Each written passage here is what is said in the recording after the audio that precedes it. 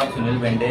आज माझ्या जनसंपर्क कार्यालयाचा ओपनिंग झाला। या कार्यालयाच्या उद्घाटन प्रसंगी आमदार बालाराम पाटील साहेब आले होते, आपले सभापती साहेब आले होते आणि बाकीचे माझ्या कांबड्यातले नगरसेवक, आमचे अध्यक्ष हे सर्व उपस्थित होते आणि बाकी मला बहुसंख्येने शुभेच्छा देण्यासाठी अनेक लोक इथे जमले होते। पहिला कांबोड्यात भयंकर प्रश्न आहे तो म्हणजे पाणी प्रश्न, टॅक्सचा प्रश्न आहे आणि रस्ते, सेवरेज, ड्रेनेज या गोष्टी सर्वात महत्त्वाच्या आहेत। गेल्या 15 वर्ष इथे 15-20 वर्ष असणारे आमदार, सत्ताधारी, नगरसेवक यांनी काही कामं केली नाही।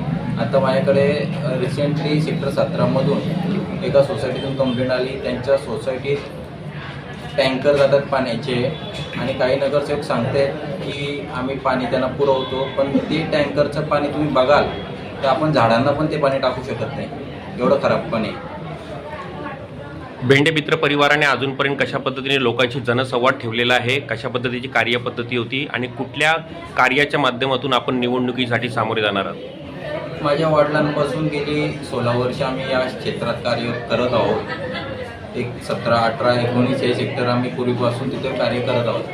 आमच्या नेतृत्वाने अत्यंत युवा कार्यकर्त्याला संधी दिलेली आहे। तुम्ही जर पाहिलं इतर पक्षाची आमच्या जी अपोजिट आहेत ते सगळे 50-60 पार आहेत, पण आम्ही अत्यंत एकदम युवा, एकदम जोशवाला हे दिलेलं आहे। ह्या आपल्या ज्या प्रभागातल्या ज्या आपल्या समस्या आहेत, जसं सेक्टर 34, 35, 36 हा ना खाडीचा किनारा आहे।